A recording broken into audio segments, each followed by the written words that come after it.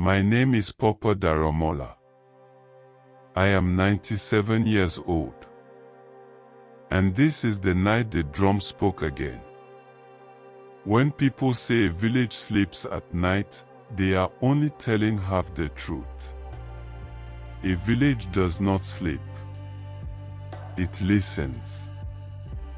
That night, no one truly slept. After the drum spoke the second time, the wind moved through the tall trees like someone whispering warnings from far away. Doors that had been closed slowly opened. Men stepped out of their compounds. Women wrapped their cloth tightly around their shoulders. Children were quietly pulled back inside. Because every elder knows one thing. When the drum speaks twice in one night, the ancestors are asking a question.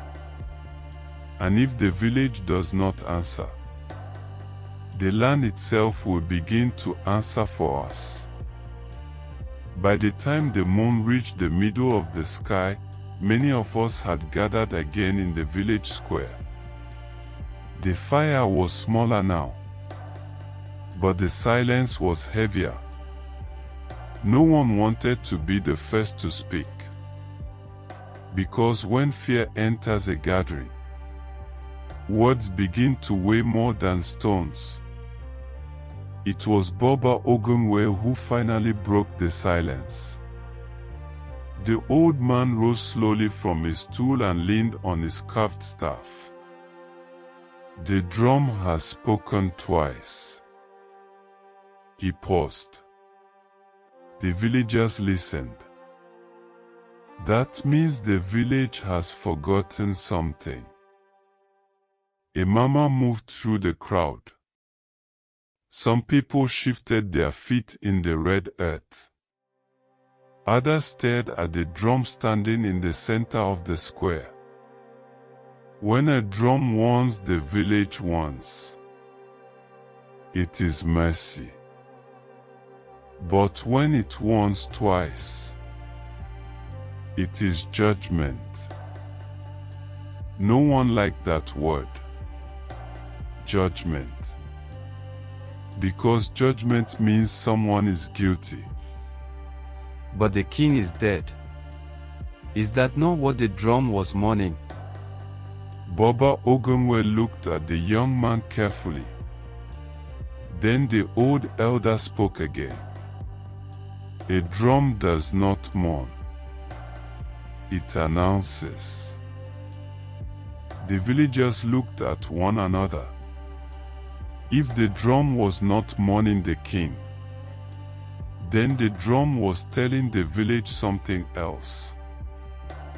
Who was the last person to see the king alive? The question floated over the gathering like smoke. For a moment, no one answered. Then a voice came from the back of the crowd. Madu. Heads turned. Madu stepped forward slowly.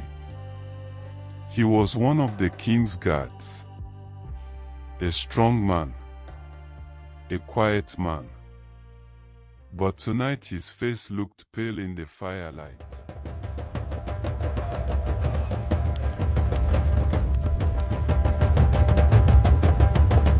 A ripple moved through the square. I took palm wine to the king last night. Who?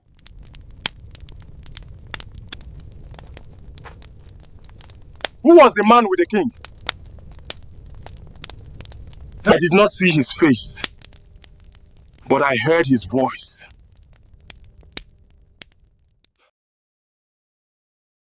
A heavy silence followed. Because everyone in that square understood the same terrible thing. The man who had been with the king was one of us. The drum has already told us this. Someone in this village broke a law the ancestors could not ignore. People began whispering. Some looked at their neighbors. Others avoided each other's eyes. Because when suspicion enters a village, friendship becomes thin like dry leaves. Then something happened that none of us expected. From the edge of the gathering, a man stepped forward. When the firelight touched his face, the elders gasped. Because the man standing before the drum was someone the village trusted. Someone close to the king. And in that moment, every person in the square understood something terrible. The drum had not spoken to warn us. It had spoken to reveal us. And the truth of that night was only beginning to rise.